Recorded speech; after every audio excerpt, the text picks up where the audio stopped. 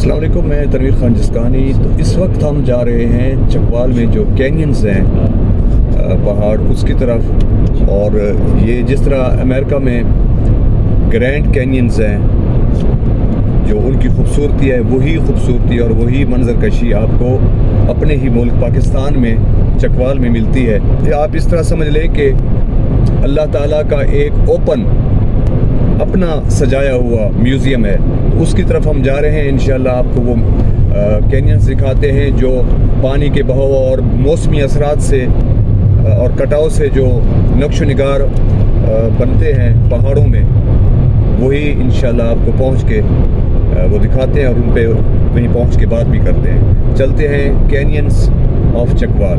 اس طرف ہے یہ راستہ جا رہا ہے۔ اب ہم آپ کو تھوڑا سا دکھاتے ہیں کہ یہ جو رہائش انہوں نے بنائی ہے، یہاں فیملی بھی آپ لے کے آ کے اسٹے کر سکتے ہیں۔ تو یہ ریزورٹ بنا ہے شاندار۔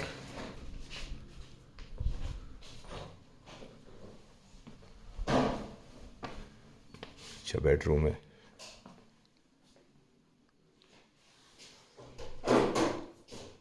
یہ تو جسٹ کتنی فیملیز کے لیے جگہ بنائی ہے؟ جی سر، 2 بیڈ روم ہیں۔ 2 بیڈ روم ہے، واش روم ہو گیا، یعنی 2 تو 4 ہو گئے، 4-5 بندے ہم اور بھی۔ مطلب کہ اگر 4 لوگ ہیں تو دو اگر لوگ آئے ہوئے ہیں تو 2 فیملیز ایڈجسٹ ہو سکتے ہیں۔ صوفہ کم بیڈ، اس کے علاوہ 3-4 ایکسٹرا میٹرس ہوتے ہیں، وہ بھی نیچے۔ اچھا، میٹرس بھی لگا کے دیتے ہیں نیچے، ٹھیک ہے، زبردست۔ اگر فیملی کو لیں پھر کھانا وغیرہ آپ بنا کے بینو سر آپ کو دے گے، اس میں آپ فلیٹ کا بھی جو چیز چاہیے وہ پرووائڈ۔ اچھا، وہ پھر آپ بنا کے دے دیتے ہیں؟ جی سر، ناشتہ جو ہوتا ہے وہ اس میں پیکج میں شامل ہوتا ہے، وہ 5 روپے۔ اچھا، آپ کتنا چارج کر رہے ہیں؟ جی سر، 24 گھنٹے کا 17,000۔ جی 17,000 24 گھنٹے۔ 24 گھنٹے کا 17,000 چارج کر رہے ہیں، ٹھیک ہے۔ یہاں پہ بچوں کے لیے کچھ انٹرٹینمنٹ کی چیزیں ہیں۔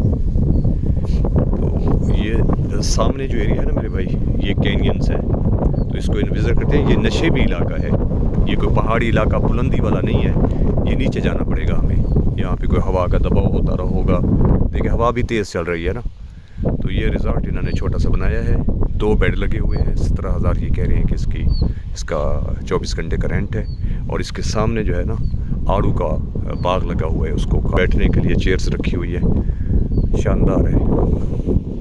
یہ میرے بھائی آڑو کا باغ ہے چکوال کینینز میں، اس کی اب کٹائی ہو گئی ہے۔ مئی میں جو ہے نا یہ بالکل اپنے شباب پہ ہوتا ہے، پھل لگا ہوا ہوتا ہے، پتے ہوتے ہیں، ایک منظر پیش کرتا ہے۔ یہ دیکھیں،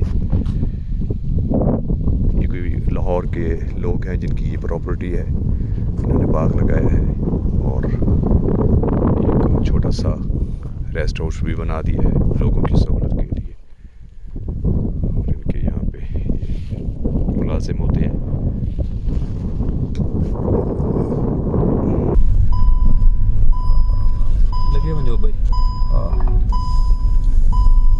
اس وقت ہم چکوال کینینز میں موجود ہیں۔ آپ دیکھ سکتے ہیں کہ کتنے خوبصورت نقش و نگار بنے ہوئے ہیں ان کے اوپر۔ سٹارٹ ہوتا ہے چھوٹے سے، سٹارٹ ہوتا ہے، اب یہ دیکھیں نا، یہ بالکل چھوٹے سے سٹارٹ ہوا، پھر سٹیپ اس کا بلند ہوا، پھر اس کا سٹیپ بلند ہوا، پھر اس کا سٹیپ بلند ہوتے ہوتے وہاں تک، یہ یہاں تک یہ پہنچ گیا۔ آپ بلوچستان کا جو ساحلی علاقہ ہے، آپ ساحلی علاقے میں اگر کبھی گئے ہیں تو وہاں پہ بھی آپ کو کینینز ملتے ہیں، لیکن یہاں کے کینینز اور ان میں بیسک جو بنیادی جو فرق ہے وہ ہے پتھر کا۔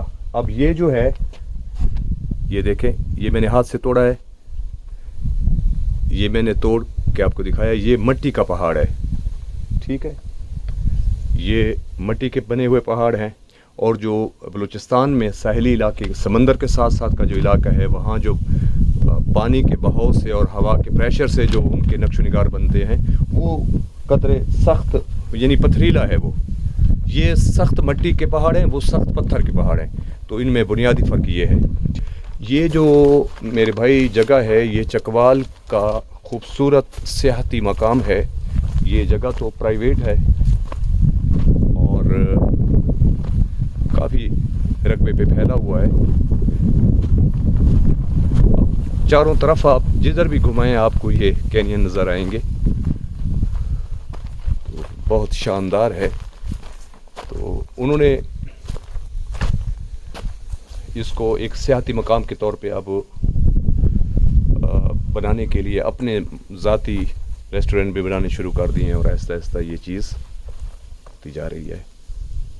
اب میرے سامنے ہے, سبحان اللہ, یہ دیکھیں میرے پیچھے. اور ہیں اور کافی ٹائم سے ہم کوشش کر رہے تھے کہ اپنے ناظرین کو جو ہے ان کا وزٹ کرائیں, ان کی سیر کریں. تو بلا کر ہم آج چکوال میں پہنچے اور ٹائم بھی ہم ایسا لے کے ہے کہ جس میں یہ کلیئر, کیونکہ شام کو اور صبح جو ہے اس کا وہ منظر اس طرح سے نہیں پیش ہو سکتا جس طرح سے آپ 12 بجے اور 1 بجے یا 11 بجے کے قریب آتے ہیں. تو اسی لیے موسمی اثرات اس کے اوپر پڑتے رہے. ہزاروں سالوں سے یہ جو مٹی کے بڑے پہاڑ تھے آپ سمجھ لیں, تو وہ پھر پگھلتے رہے, چلتے رہے, پانی کے ساتھ گھلتے رہے. تو یہ نقش و نگار جو آپ کے سامنے ہیں یہ بنے ہیں. اب اس میں جو ہے غاریں بھی ہیں, اندر آپ جائیں. ادھر میرے خیال میں جو جنگلی جانور ہوتے ہیں چھوٹے لومڑی وغیرہ اس طرح کے وہ بھی ہیں, اور پرندوں کی بھی اماج گاہ ہے اس میں. انہوں نے بھی اپنے گھونسلے اس کے اندر بنائے ہوئے ہیں. تو کیونکہ سکون ہے ادھر, کوئی آپ دور دور دیکھیں آپ کو خاموشی نظر آتی ہے, سناٹا چھایا ہوا ہے اور پرسکون اور پرفضا مقام ہے. اور یہ ہمارے پنجاب چکوال میں یہ آپ کو خوبصورت منظر دیکھنے کو ملتا ہے جی. ٹھیک ہے, تو میں تھوڑا سا بھائی کو کہوں گا کہ تھوڑا یہ بھی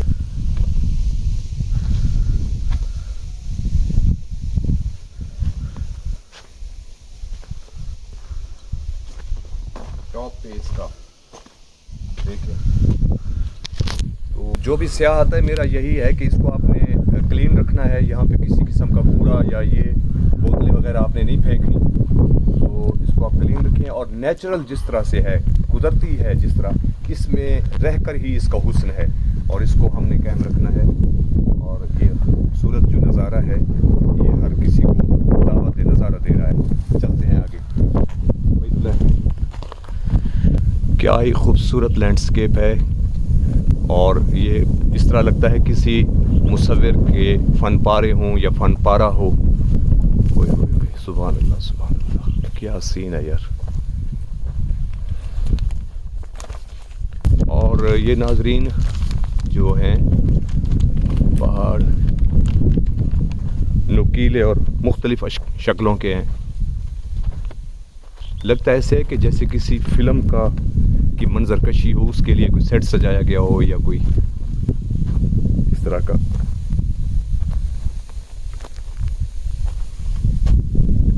یہ چونے اور ریتلے پتھر جو ہوتے ہیں نا, اس طرح کا یہ پہاڑ کوئی نظر آتا ہے مٹی کا. اور یہ بارشوں اور موسمی اثرات اور ہوا کے دباؤ سے اس کی شکل و خد و خال اس طرح سے ہو گئے ہیں. کیا سین ہے, ہر طرف ہو کا سناٹا ہے, دور دور تک یہ کینینز پھیلے ہوئے ہیں.